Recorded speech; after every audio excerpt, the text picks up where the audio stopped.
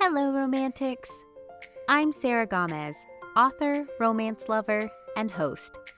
You're listening to Romancing the Story, a podcast centered around writing, reading, and story structure, all with a twist of romance.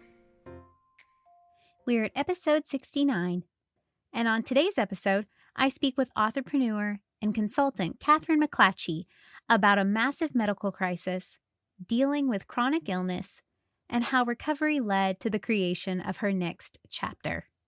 Most importantly, this is a story of encouragement where Kathryn showed herself to bloom as an authorpreneur, mixing writing with business, even in the most dire of circumstances.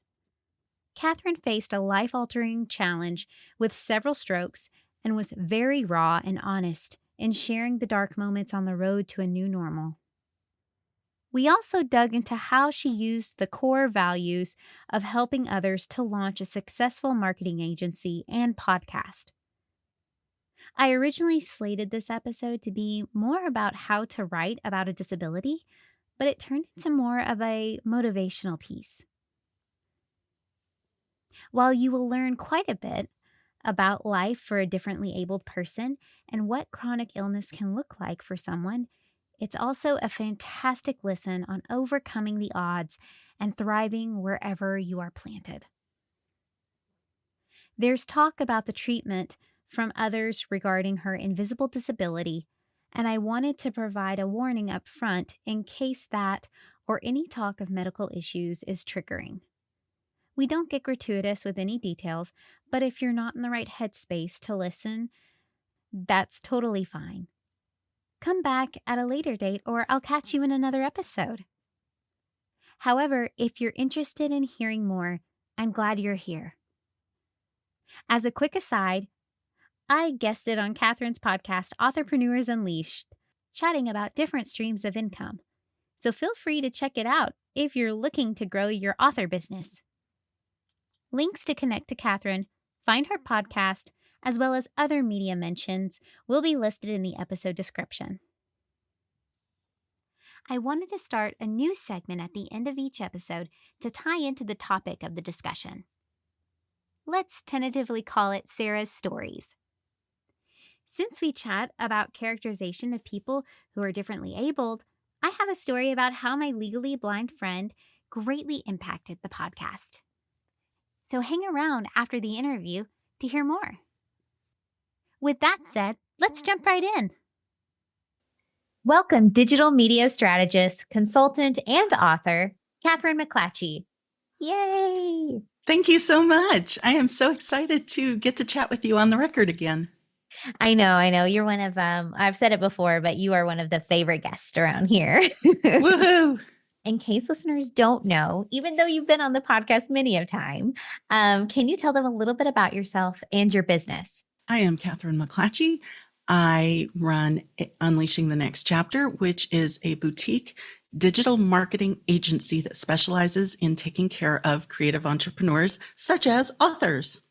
I'm also a writer, and I am, as we're going to get into more details soon, I am a 6-time stroke survivor, and I also have some other chronic illness issues and a service dog, and we're going to deep dive all those things today.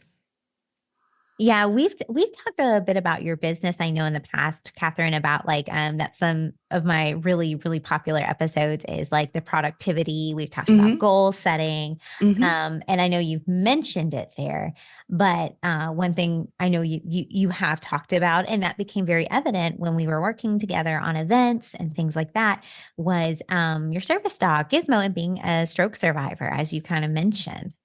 So if people don't know the story, can you tell a little bit about that? So I have a background in marketing. That was my undergraduate program.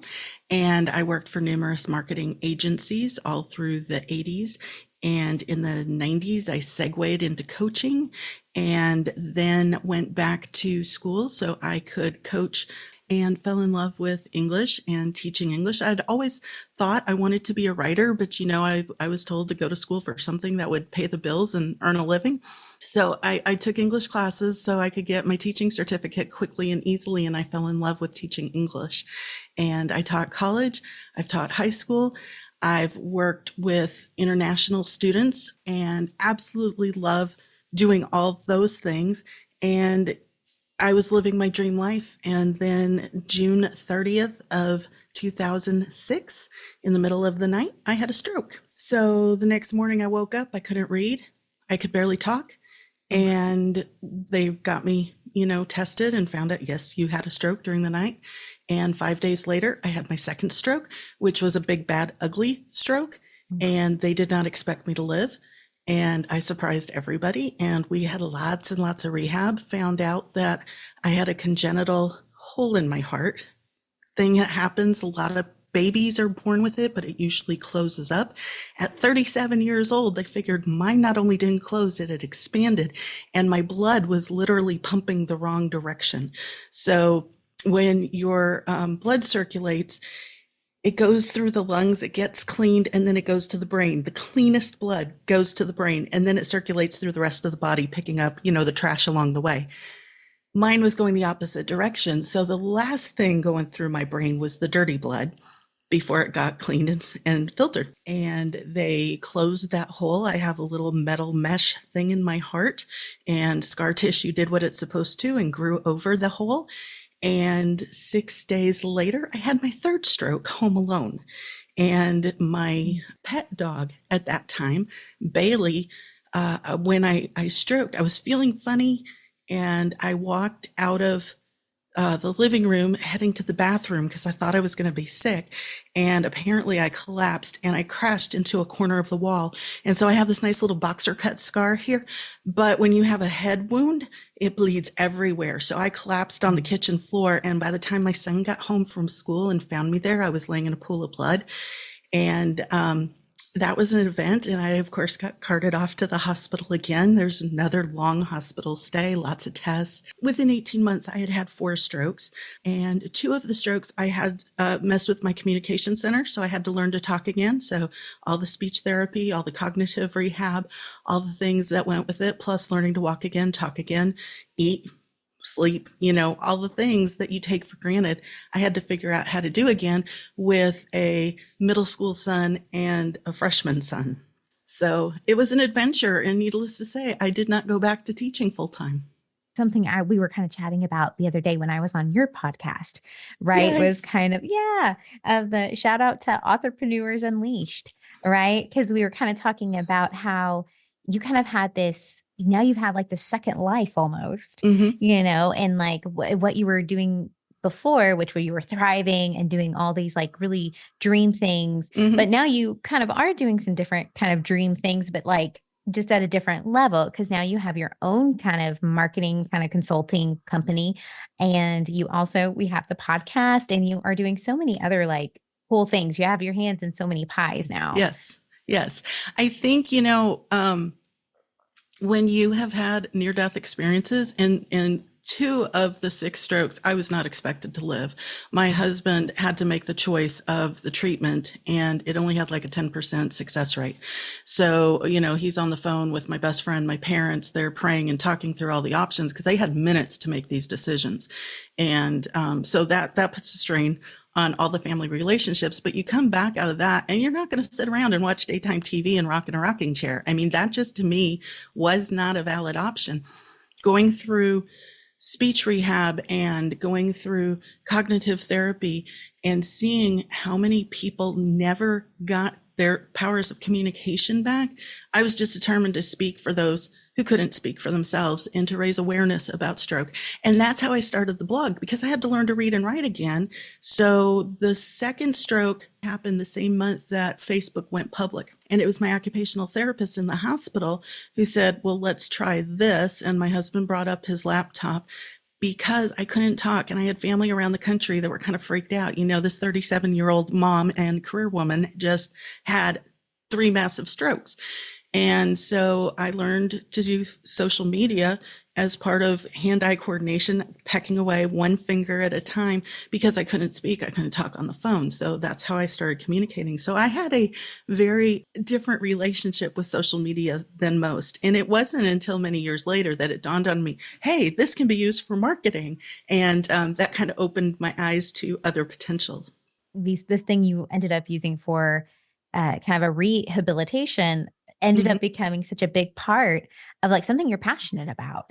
Quite a shock to me as well, because, I had spent much of my career reading dead white guys, right? I'm a Victorian literature student with a rhetoric emphasis, and I had already been tentatively accepted into a PhD program and already had my PhD project approved.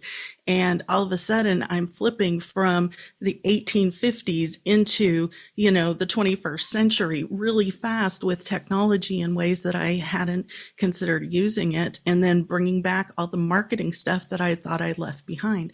And when I realized, it's all marketing. Everything in life is marketing, whether you're asking your dad for the car keys or negotiating where to go to dinner with your friends.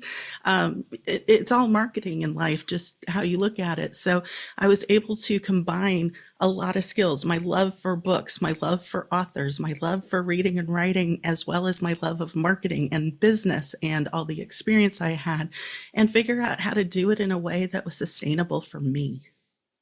Well, and I like that even before and after kind of your health crisis there, I feel like you're still like at your core, what we talked about in the goal setting thing is like doing what's at your core, who you are as a person. I feel like you're still helping writers. You were teaching them before, but now you're kind of helping facilitate their writing and their dreams, and just in a different way. And it's a new normal. So when I was teaching at the university level, I was working with a lot of potential writers, people, well, they were writers, but whether they wanted to do it as a career or not was still up for debate, right?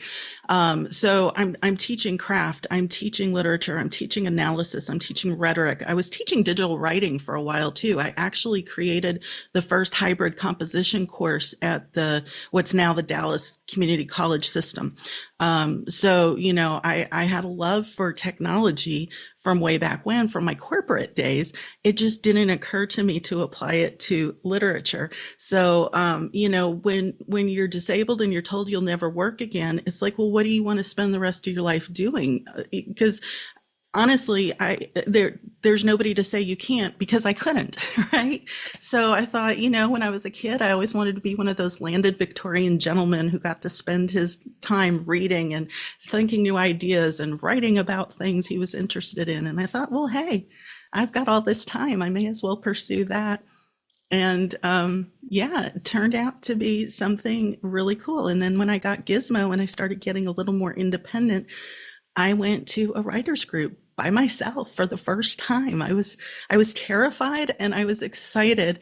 And I had never rid the bus by myself since the strokes. That was a new thing with Gizmo. And so we were learning a lot of stuff. And I thought, well, here I can be of use. I can help the writing community, because DFW had a really vibrant writing community and presentations and all the things. And I thought, I've been teaching composition all these years. I can help writers with their writing. Well, no, because I hadn't published fiction. I had published in other areas, but not fiction. They didn't want to hear from me. They wanted to hear from published successful authors. And cool, fine. I learned a lot about writing from a different perspective, learning about the craft, but it soon occurred to me that nobody was talking about marketing, and nobody was marketing the writing groups. And a lot of the authors were not getting good marketing, either because they were indie authors or because the traditional publishers weren't doing the kind of marketing that was necessary. So I kind of fell into a gap in the community, and lo and behold, people started asking me to come talk about marketing and their authorpreneur marketing. And what started as a blog, Unleashing the Next Chapter, to document my stroke recovery, and Unleashing is a nod to the fact that I had just gotten Gizmo. Gizmo passed his tests and was officially a service dog in May of 2012. And Unleashing the Next Chapter started as a blog, and my Twitter, Facebook, and Instagram accounts all started July of 2012. So it has just been over a decade now that I have grown from that little blog documenting the stroke recovery and life with a service dog and drafting a couple of books myself, to having a boutique marketing agency with teammates and international clients. And I've worked with international events. And it's been something I never would have predicted or thought to strive for. Well, and I don't think I ever knew where unleashing came from. And it Hmm. figures it came from Gizmo, because there was a lot of, he feel like he had his paw in a lot of stuff too. Well, I wouldn't have been able to go and do. So I was in intensive pain management program at Big Baylor University Medical Center in downtown Dallas, and living in Garland at the time. And I had to be there every day from like 8 in the morning to 6 at night. And I took the bus to the train, and I tried to manage it myself, and my sons would ride with me when they could, but then they were back in school. It started in August and they started school. But I had had an episode leaving the hospital. I had to walk like a block or so. I got flashed with lights, and lights are my kryptonite. Mhm. I got flashed with emergency vehicle lights, and I went down. And because I look normal, I actually had people kicking me and telling me to go find a home to dry out, and giving me, awful, awful, hateful experience. I still have a visceral reaction thinking back to this. And fortunately, I had my badge on from the hospital program, and a couple of nurses were changing shifts and saw me and got me, to a safe place and onto the train, and were able to call my husband because I was so gone. I couldn't talk. I couldn't defend myself. And that's when it was decided I probably need to look for a service dog to help me maneuver those situations. But also, when people see you with a service dog, they give you a little berth and a little grace. So they would have realized, no, she's not drunk. She's not doing drugs. She's not homeless. There's a medical reason why I'm not functioning well in that moment. And that was kind of how we met. We met at a Mhm. writing group. And that's how I think everyone, we chatted about this yesterday, is that everyone kind of might have known of you from Gizmo, from seeing the dog Right. around, the service dog. Yeah, Hey. Gizmo, I ended up making him part of my marketing material because everybody remembered Gizmo, the black lab, and nobody remembered my name. I was just the lady who was with Gizmo. And everybody thought it was funny that we color coordinated. Purple is one of my brand colors. Gizmo's harness and his vest and leashes and collars and everything are purple. And that was strategic too. Besides the fact it's my favorite color, purple and red are the colors for the stroke survivor ribbon. And for migraine awareness, both of them use the red and the purple. So that's been, what I don't like, red's not my color. So I went with the purples. For me, it was at that time about raising awareness. And that's when I started writing the book, Why Is That Dog in Here? And documenting life with a service dog, because people had so many questions and so many misperceptions. The fact that I looked normal and I wasn't in a wheelchair kind of freaked people out, because being with a service dog like I was 24/7 was kind of a unique thing when it wasn't obvious what was wrong with me. Well, and I know that's kind of become more of a point of discourse Mhm. now within media and things like that. And would you call it like invisible disabilities? That's what I've kind of Yes. heard it called. Yeah. Okay. No, it's a visible disabilities and chronic disabilities. Okay. And I am blessed with multiple. So besides being the stroke survivor, I live with chronic migraine. And because of the strokes, the migraines are worse because I've lost peripheral vision on one side. And so and my sensory processing part of my brain, the thalamus, has been damaged repeatedly. The MRIs, it actually looks like holes. It's not dead area, it's no area. Mhm. They're called lacunar strokes, and the two of them, maybe three, took out chunks of my thalamus, and that's where your all your senses are processed, and your memories and your sleep and all of that comes out of that little walnut-sized part of the brain. So it's been an interesting challenge. But hey, I look normal. Well, and I think that's where you have like a really unique perspective, Mhm. is that you have like the context of kind of what life looked before and after. And like you said, you couldn't drive. So right. So like I Right, I still remember. can't drive. I mean, they told me to keep my driver's license because once it's medically taken away, it's very difficult to get back. So I might drive around the block in a non-busy time just to make sure I still can and, all my reflexes are still working. But no, I can't drive any distance. And the main reason is it's not even anymore about the ability to drive. It's the fact of the lights. If an emergency vehicle comes along with strobe lights or a school bus with a strobe light on top, I'm done. I can't see. I'm blind. So the last time I actually drove, there were 3 emergency vehicles and a school bus. It was a foggy afternoon and I got hit, with the lights, and I ended up crashing into the curb, and I barely made it into a Wendy's parking lot, in time to hit the brakes and be out of traffic. And I had to call my in-laws to come get me and get the car because I couldn't do anything. Well, and I remember there were a couple of events. There were several other people we had on our board and that we knew as writers who might have had a couple of challenges with some of the events, depending on what was there. Like I remember the outside event with writers in the field, there was lightning one year. There was tornado that's down technically around tornadoes. us. Yes. Yeah. So that was an interesting thing. So that was 2017, 2018, I think. Yes. So I had already been living with this for a decade now. Gizmo was out there. I was in the registration hut where we thought I was safe, and I was doing social media stuff, and I was taking pictures, and I was posting online and all the things at the event. And I think you were in that little hut with me at the time, if I'm not mistaken. And the lightning crashed just as I was looking out the window, and it hit me. And I was like, I'm done.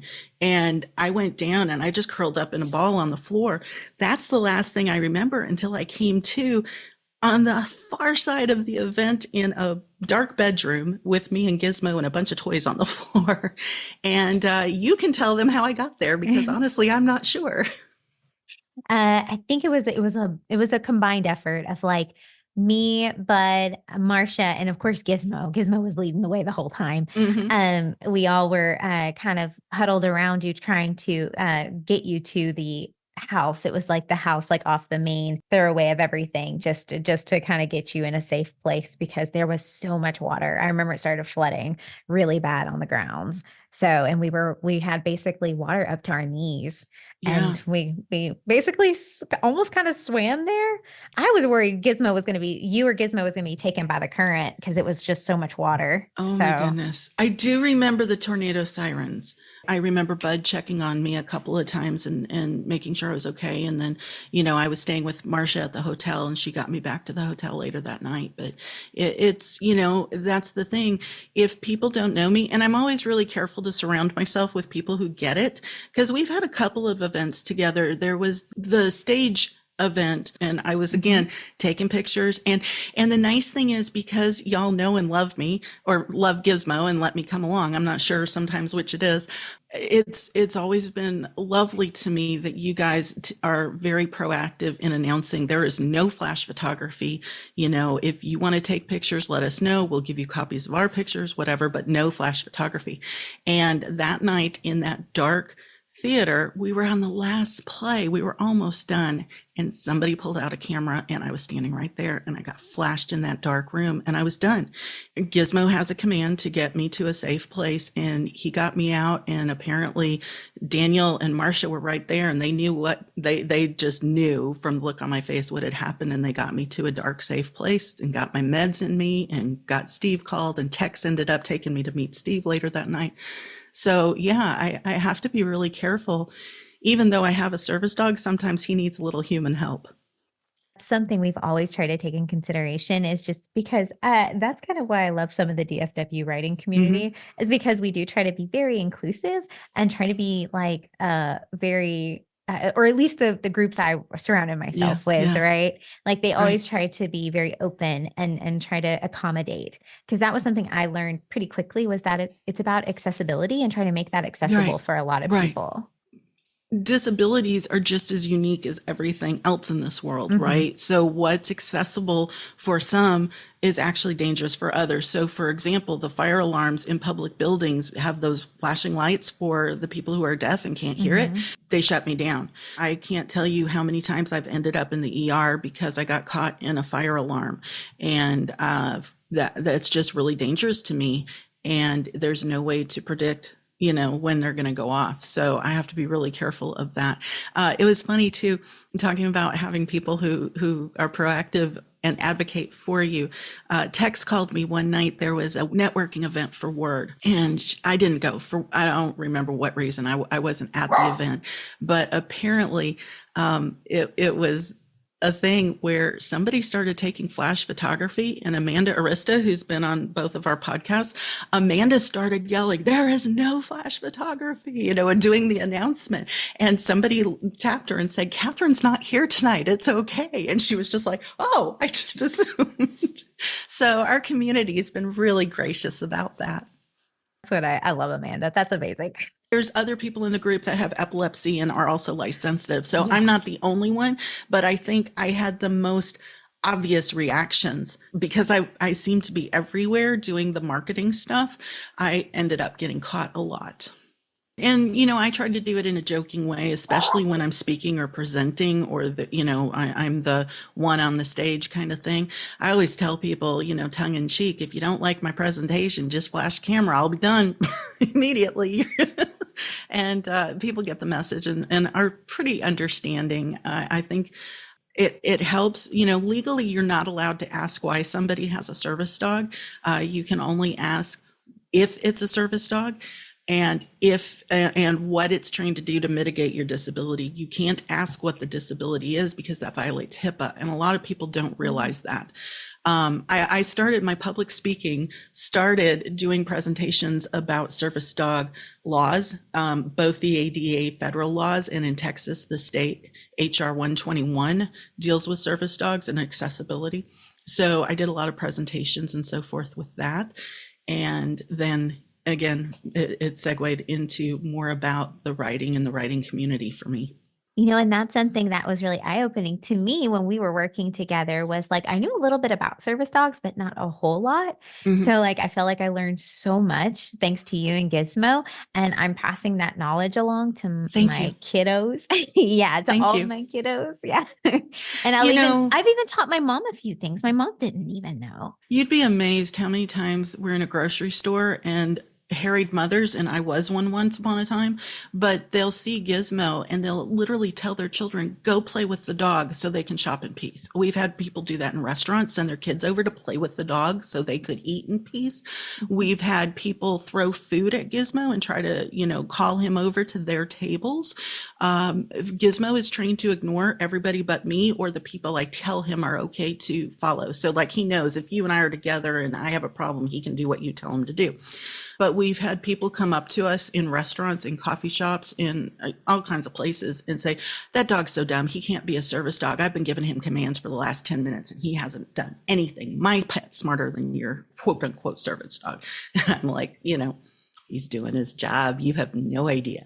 That's something, that was something that was kind of surprising. I've seen because the church we go to, I'll sometimes see some service dogs around, and I've seen people, and it says a working dog, he's please do not pet and things like that. But I've still seen people go, especially little kids, and I understand the little kids, they don't quite understand quite yet. Right. So, but they'll go up and ask to play with the right. As a teacher, I love making that a teachable moment. And I've also learned if little ones are looking at him with that quizzical look, I'll start dropping some knowledge at their level.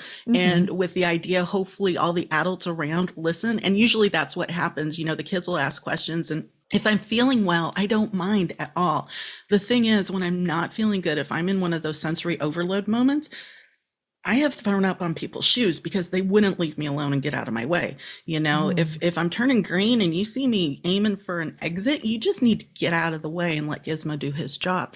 I have had situations where I've had to leave a store quickly because there was a strobe light.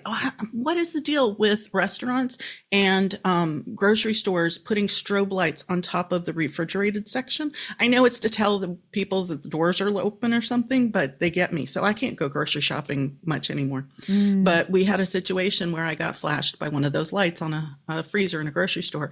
And my husband was, had a basket full of groceries, and he looked at me. He's like, you got to go, don't you? And I'm like, yep. And he threw me the keys, and I gave Gizmo the command to go. And I couldn't see, and my speech was disappearing rapidly. and we just made for the door, and Gizmo was able to lead me to the nearest exit and then to find the car to where I could get in the car, and he got in the car. We locked the door. I took my meds. I put my mask on, put my seat back, and then, waited for Steve to check out. But it's amazing to me how many people will try to help or will try to catch the dog that's running. I mean, he's dressed, obviously. The dog is trained. He has a mission and he will do his job. But if you get in his way, you may be delaying emergency care. There's something wrong if I see Gizmo without you, or I see Gizmo running around, like going to find somebody. I'm like, not good. So there's always one person that I'm with that Gizmo knows by name, and the command is find whomever. So if I'm with my husband, it's find Steve. And he also knows the command find Kathryn. And so our friend Marcia, I tell her she's the driving force behind my writing career because she drove me to so many writing events. But he knew her by name, and she would go with me to do training sessions because the service dog has to do training the whole career. It's not once he's certified, he's done training. He gets 30 minutes of training every day on basic obedience. And then probably once a week, we go train his big skills. So one of the things was they would take the dog one direction in a mall, and we're talking big malls, and I would hide under a clothing rack or something. And, when they get 4, 5, 6 stores down, they would look at Gizmo and go find Kathryn, and he would have to figure out where I was and get to me as quick as possible. I always keep extra emergency meds in his vest. So, a lot of times if I go down, I need him and my medication. Do you happen to know what he detects in you? We did not know when we were training him, but they have since learned, because Gizmo's been on the job over 10 years now. When we were trying to train his replacement, they have discovered that there is something in your saliva that changes in relation to pain. And so for training the new dog, what they, those, when you go to the dentist and you have a tooth pulled and they pack your, the gauzy stuff they pack in your mouth. So I got a big package of those. Every time I got hit with a migraine, something happens with migraine with aura that they now know thickens your blood and primes you for a blood clot. Gizmo is sensing a change in my mouth, the DNA in my saliva. And it's funny because we didn't know this was what he was picking up on. But even when he started on the job, he would jump on the bed first thing in the morning. If Steve's in bed with me, Gizmo's like, I'm off duty. I tap out. But when Steve gets up, then Gizmo takes his place, and he won't rest unless he's touching me. So he'd come in and he'd sniff my breath while I was asleep, and then he'd curl up and lay down, or he'd go alert Steve. So we knew there was something breath related just by watching him, but now the science has proven it. So I would put those gauze things in my mouth and suck on them for 30 seconds to a minute, and then stick them in a plastic bag and put them in the freezer. And then we use those to train the new dog. So it's scent training, just like you train a bomb sniffing dog or, a cadaver dog on the scent. That's how we trained Butler. And Butler, because we knew what we were training him for, by 6 months, he was 99% accurate on alerting me to migraines or a different neurological issue. But unfortunately, Butler did not work out. Yeah. That's the other thing people don't realize. Not every dog is cut out to be a service dog. Just like humans, some like working more than others. Some have special skills. Some, have fears and phobias. And Butler, although he was rock star at doing the alerts and the scent training, he did not like people. He had basically the equivalent of a social anxiety disorder. And the older he got, the more terrified he got leaving the house. Yeah, that was a year and a half of very intense training. And he was actually Gizmo's nephew. So we were hoping, the bloodline, they would both have that good scent. And he did, but he didn't like being around people. So Gizmo loves people. He's everybody's best friend. And it was really hard seeing Butler just terrified. We'd be out in public and his tail would be tucked and he'd be shivering. Like, it was awful to watch because he was so scared. So we had to send him back, and he ended up being partnered with a teenage boy with autism. And so he's not using the scent training, but he's using the other types of training that we had him work. Well, and that might be more suited to what, he can do, right? To his strengths. Right. And that's the thing. So it's really hard to find that perfect service dog. And a lot of people come up and tell me, well, my pet senses, whatever. And I'm like, yeah, most dogs do, because they're focused on you and they love you. They know what's normal and what's not normal for you. It's not that they're necessarily doing the job. They just know this isn't normal. This isn't healthy for you. And so they alert to it. But the question is, can they do it with distraction, with distance, with duration? Can they do it when they're out in public? Do they focus on you when they're out in public, or are they focused on everything around them?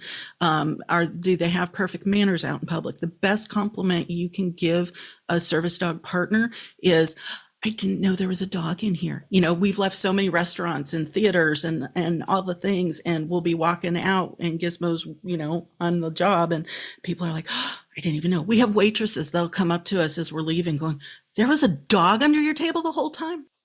We saw that one time at P.F. Chang's. The only reason I even knew there was a dog is because I saw someone take a piece of food, and then they tuck it under the table, and I saw this little snout come out. Same with airplanes. He flies with me, and he has a command called Be Small. And this is in his prime, he was a 90-pound black lab. He is big. He's all black Labrador retriever, but he's part American lab and part English lab. So he's got the best of both. He's tall, he's muscular, he's strong, and he's big. Being in an airplane, there's just that little bit of space. So he curls up and Be Small. And we've been on 2 flights where this has happened, where we're usually the first to load up so that I can get that spot behind the bulkhead and we can get settled and all my medical equipment and stuff can get stowed. And the stewards then, as children are coming on, the kids always see it because they're at eye level, right? The kids see it. The adults will not realize there's a dog here, but the kids always do. And a lot of times the kids will come on a little fearful or whimpering or complaining or whatever. And the stewards will go, you see that dog there? If he barks, you're allowed to cry. As long as he's quiet, you have to stay quiet because everything's fine. He'll tell us when there's a problem. And the parents always come up to me afterwards and thank me because that's the easiest trip they've had with their kids. It really is interesting. I love being around the kids, and when we were training Butler, we had to, a lot of times if you go through an agency, which we could not, if you go through an agency to get your service dog, once your dog retires, they take the dog back and rehome him. Because we couldn't go through an agency, because I had to have him trained for 3 separate jobs. He's cross-trained to do guide work, mobility, stability, and medical alert. And that's almost unheard of. But because of that, I couldn't find an agency that would work with us. So we had to get our own trainers and we had to do everything on our own. And it's really been quite a thing when we were trying to train Butler, because Gizmo wouldn't get off the job. When I wasn't feeling well, he would want to block Butler from coming up to me. Or it got to the point where Butler would watch him for commands or for lead rather than me. So Steve started taking him to work with him. My husband's a LPC counselor.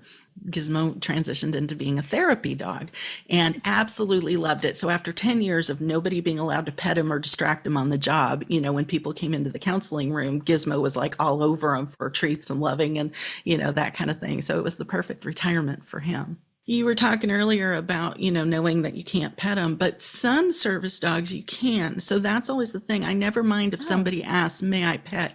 Because if it's a working dog who's a therapy dog, you can pet them. They usually ask you to because they want them socialized. At certain parts of the training, we want people to play with them. And Gizmo actually has a command, say hi is what I tell him. He can say hi. That means he's allowed to be petted or played with or, focus on somebody other than me. And every dog's commands are unique. That's one of the things people don't realize. I joke my next dog, I want to train it commands in Russian because nobody speaks Russian, because I get so tired of people trying to give my dog commands. But at the same time, we did a lot of training with the Dallas Fire and Rescue Department, as in we trained them, the paramedics and the firemen, how to work with service dogs. A lot of them had no idea how this worked either and how to handle, because no matter what the emergency, unless it's where the dog would put you at risk, you cannot be separated from your service dog. If the ambulance had to come get me, Gizmo knows where to go in the ambulance to where he's out of the way, but still protecting me. When I'm in the emergency room, Gizmo's on the gurney with me.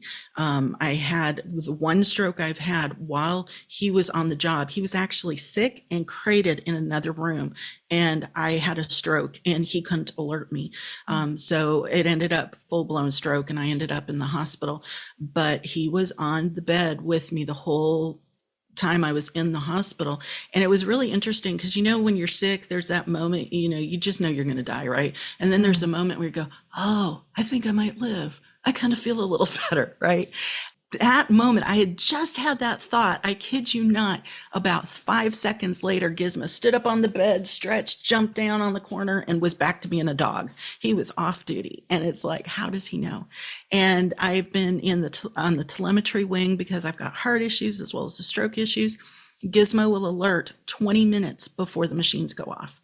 So, if I had an electronic machine that could do what Gizmo does, I would go that way in a heartbeat. But being with a service dog, you have to obey your dog. And that's something we're not wired for. It took a long time for me to learn. I have to obey Gizmo just as much as he has to obey me. And there's a trust thing that gets built. He knows I won't ask him to do anything that's dangerous. And I know when he disobeys, it's called intelligent disobedience in the service dog community. If he's disobeying my commands, I know to sit up and take notice because something else is going on. He knows before I do, but it's because, and when we're without him, like during the time we were cross training training the other dog, or when he's been sick and we've had to go out without him, and we made one trip getting ready to move without him. He stayed with my son because we didn't think it would work well for him to be in this situation. My husband has substituted, or my son will substitute, and I jokingly call them my service humans. When Gizmo's not around, I need somebody to be my service human. But I had to stop going to church because my husband would get talking to people and he'd walk off and forget me. People are not designed to focus as intently as a service dog is. So, I went on a cross-country trip with my son last January, and he was my service human the whole time. But there were still a few moments when it was like I had to call him back and go, hey, I need you to do your job here. It's very interesting now that you've lived this life with a service dog and kind of what has enabled you to do, and kind of make sure that you kind of stay in line to make sure you're okay, your health is okay. Right. And one thing I've kind of thought it was interesting, especially with because you run your marketing company and everything like that, and you're doing all these amazing things. Does Gizmo kind of figure out when you're stressed and everything, and he kind of just, oh my goodness, not only that. So one of the weird things with the stroke is part of the sensory issues. I forget to drink. I forget to eat. I can go days without eating. I never feel hungry. I can go days without drinking. I never feel thirsty. I have trouble sleeping as well.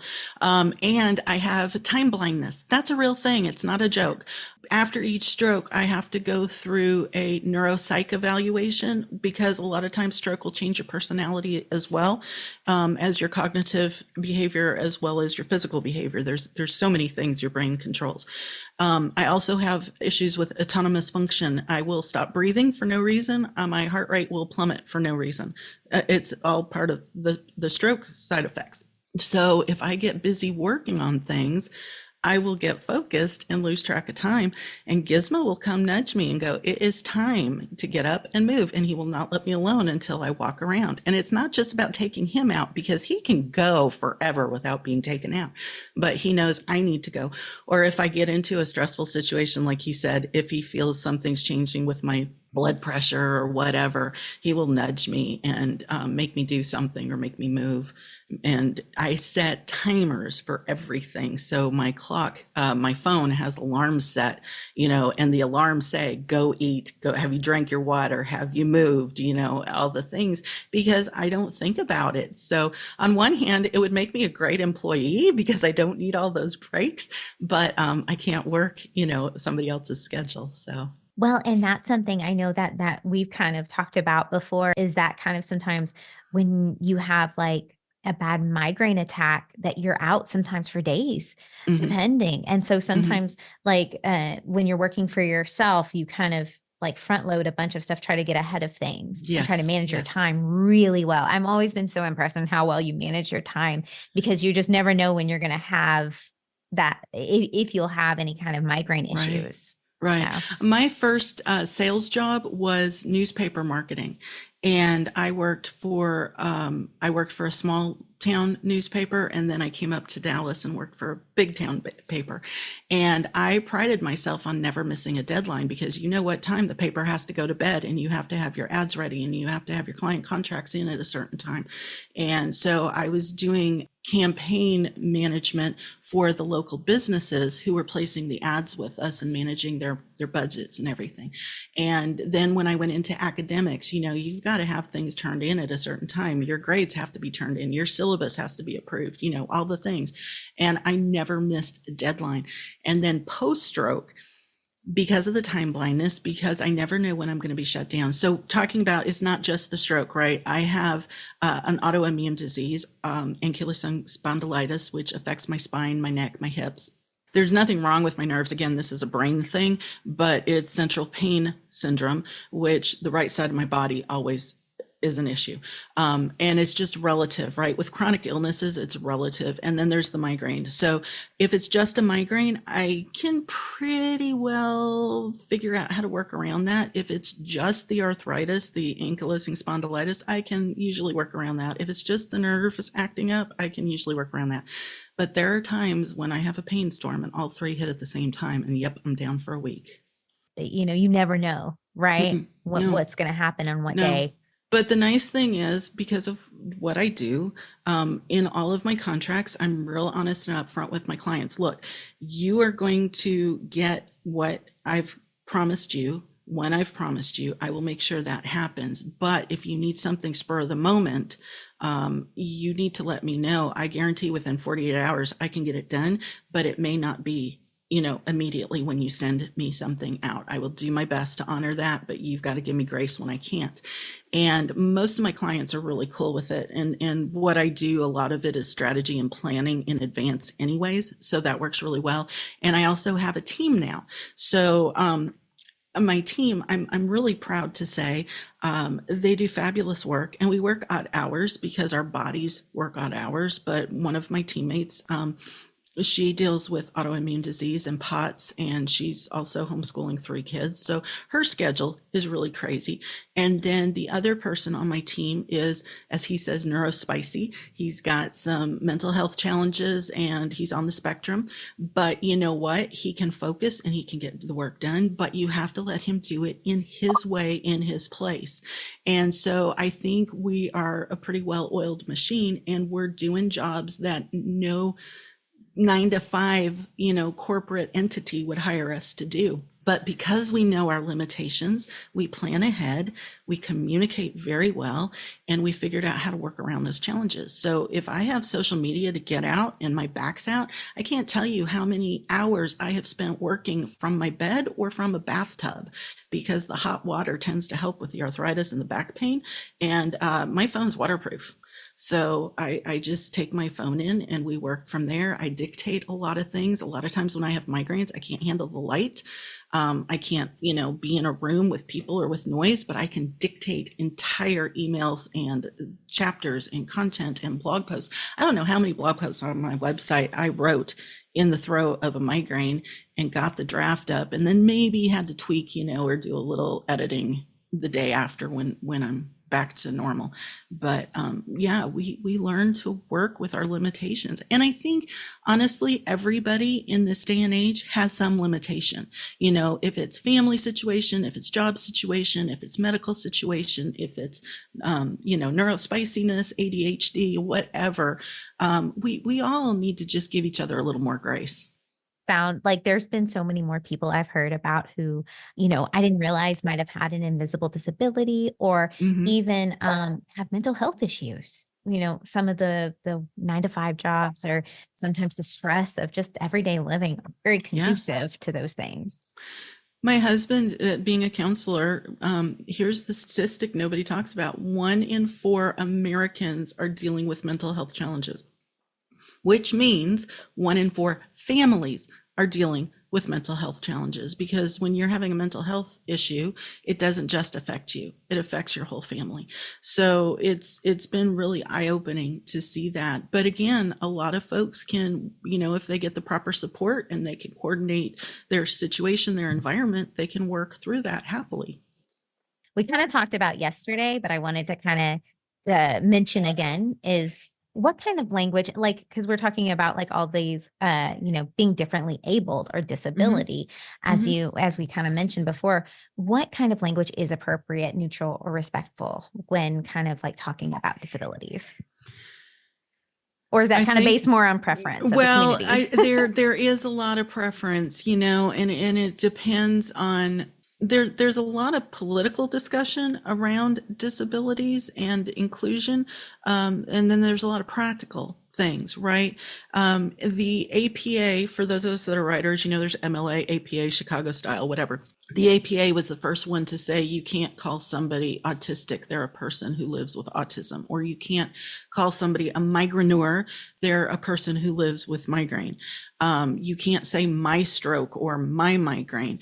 And I would beg to differ with those. So I personally disagree, because I am a migraineur. I am not going to write out every time I am a person who lives with migraine. No, I'm just a migraineur, and it is my migraine, because the way migraine affects me is probably different than the way it affects everybody else. A lot of people don't realize migraine is also a spectrum disorder. Last time I checked, over 64 genomes are part of the migraine thing. So any combination of it is going to determine how often you get attacked, how intense those attacks are, what the level of disability is, all the things. So there's a big spectrum. So this is how migraine affects me and my migraines. I don't take affront with that, but some people very much do. You're always safe just asking simply, is there something I can help you with? That opens the conversation. People will see me in a weird situation, as we've already discussed, and they'll say, what's wrong with you? And that's hurtful. I got to say, asking somebody what's wrong with them, because this is just how I am. I don't know that it's wrong.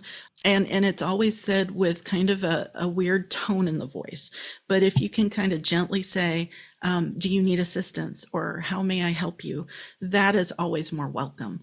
And that usually opens the door to a further conversation. So if I'm approached with somebody asking to be of service, I'm going to be more comfortable sharing with them than somebody who's kind of accusatory, what's wrong with you kind of thing. I think tone of voice and attitude goes a long ways to smoothing out some of those language preference things. Differently abled, always a safe bet. A lot of people take offense with being handicapped or disabled. There's a undercurrent in that community that handicapped is more about physical, and they don't like that. You're in the wheelchair. The handicap placards on the car always have a wheelchair in it. You wouldn't believe how many people have accosted me and my husband because we have a handicap placard, and they're like, but you're not in a wheelchair. There's nothing wrong with you. Well, I may look fine now, but give me 10 minutes in the store and the dog may have to lead me out blind. So there is something wrong. My heart rate might drop, the vertigo might hit, and I can barely stand up. Things happen. It's called invisible disabilities for a reason, because we look normal, but there's nothing normal about how my brain is wired these days. But that has led to, like we said, the podcast and all these amazing things that you are doing. Yes, that you are doing all these other amazing things. I'm sorry you had to go, you went through the health crisis, but at the same time, we may not have met. Well, this is true too. And the other thing I'd like to, I really want to encourage people that are going through whatever challenge, because, if you live long enough, you're going through something. It can be marriage issues, financial issues, health issues, death, divorce, whatever. We all go through stuff. And even the good things can flip us upside down. Maybe you have a new baby. Well, that might change your family's finances, your family's work schedule, all the things. And all of these things are stressful, whether it's good or bad. Planning a wedding, thing. That's a lovely thing. It's also a very stressful thing. Building a new home. My in-laws were custom home builders, and they got to the point when a couple came to them wanting to have a house built, they spent time talking to them about their marriage and how stable they were, because they saw so many people end up starting divorce proceedings while building a house. So, there's good stresses and bad stresses. So I think in this day and age, it's just wise to figure out how you can work around your limitations, whatever they are, and how you can. For me, I needed to feel useful. Right. That was my biggest fear. The big bad stroke that they told me I would never go home from. The thing that terrified me the most was ending up in a nursing home and forgotten and not being of use to people. I was 37, for crying out loud, prime of life. So for me, being useful has always been the driving thing. I think we all can do something. It takes a little creativity sometimes to figure it out.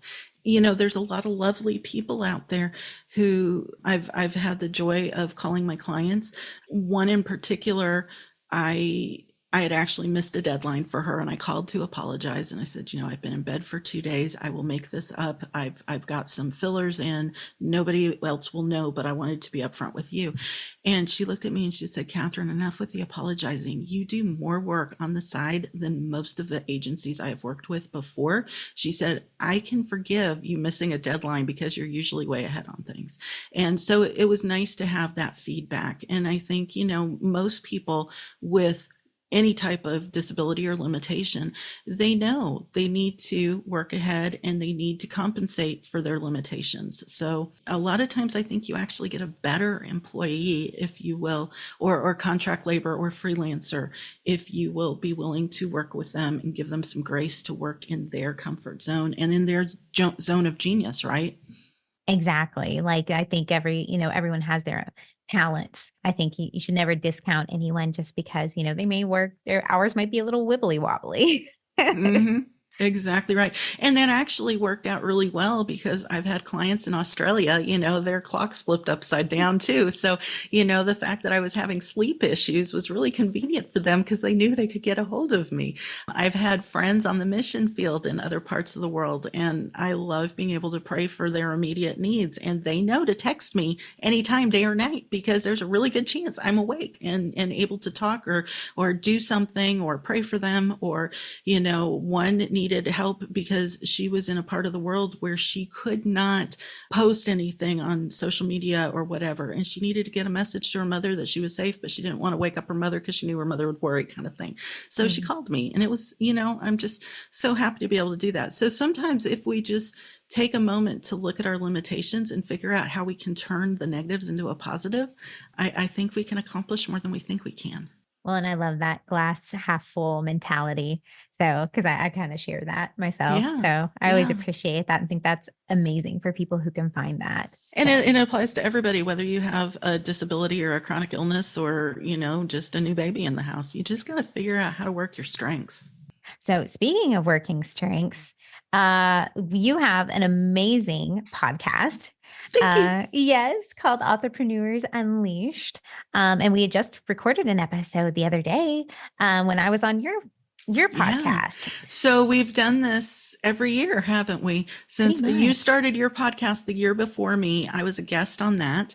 And then I was a little nervous about starting a podcast. So we did the back when Twitter was doing its spaces thing, we did Authorpreneur Space, and you and I double teamed that. And then I got enough confidence to try to start the podcast and a year after you. And then we have collaborated every year since. So it's kind of becoming a January ritual.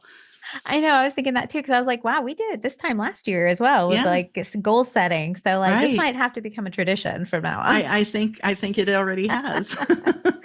You talk about more like the kind of the business with the creative, mixed with the creative side of it. Right. So where can listeners find your podcast and how can they connect with you? Authorpreneursunleashed.com will get you to the website. It's a sister of Unleashing the Next Chapter. So Unleashing the Next Chapter is more the marketing firm kind of thing. And Authorpreneurs Unleashed is more the community outreach arm of my business. And we talk about the business of writing, but Authorpreneurs Unleashed, while we focus on authors, Unleashing the Next Chapter has expanded to include all creatives. So if you go to the blog posts, if you go to the YouTube channel, which we're starting this year, we did a little stabby thing last year, kind of getting it figured out, but we're starting for real now. We created an Authorpreneurs Unleashed YouTube. So we're going to, your episode is going to be one of the first ones on YouTube podcast. So I'm really excited about that. Mm-hmm. And then that's Authorpreneurs Unleashed. And then Unleashing the Next Chapter is going to be focused on those same topics, but for all creative entrepreneurs, not just writers. And you are still looking for clients? Yes. Okay. Yes, I am. We recently, if anybody cares, we recently moved from Texas to Arkansas, and I kind of shut down my business to coordinate all of that. I didn't want to leave any clients hanging. So I completed all of my client contracts and then took a little breather. So we are now settled. I now have my office up working again. We are in a good place, and I am ready to start taking on clients. As far as what type of clients, whatever your budget, I take small clients, I take large clients. We do coaching, we do consulting, we do done for you services and done with you services. So anything, not just social media, but all of digital marketing. If it's your newsletter management, website design, all the things. I have a team of people. I specialize in brand marketing, content marketing, email marketing, research marketing, and social media marketing. Those are my 5 favorite things to do, but I am happy. I like a holistic approach. I want to make sure you have all your bases covered. Thanks so much to Kathryn for joining the show. If you like this kind of content, don't forget to subscribe wherever you listen to podcasts. That way, you're the first to hear new episodes when they drop. And if you get a chance, feel free to leave a review. It helps support the show and allows more opportunity to bring in all kinds of fantastic guests. For today's story, you might have heard me mention my legally blind friend Sergio in another episode regarding disabilities. During the interview, I mentioned that characters with disabilities are influenced by other factors like circumstances, race, class, or environment. Because my friend Sergio was born legally blind, he never really seen details of faces, like noses, eyes, or mouths, and he automatically compensated by listening to the type of voice someone has to identify them. Whenever we hung out together, Sergio watched a lot of subtitled anime, and I would read off the subtitles for him. Sergio always told me I had a nice, soothing voice, and that I sounded like an anime character. I might not have believed anyone else, to be honest, but I fully believed him. His own environment had helped nurture a talent for listening to lots of voices and understanding the types and cadence of each of them. Something I never thought about. Years later, I was looking at ways to expand my creativity, and wouldn't you know that I remembered Sergio told me that my voice was cheerful. So I thought a podcast might work for me. And ta-da! Here we are today. Thanks, Sergio! There's also links to the YouTube channel in the description if you'd like to see the interviews with some of the guests and see them show off their lovely books. As always, stay safe, be well, and keep writing. Bye!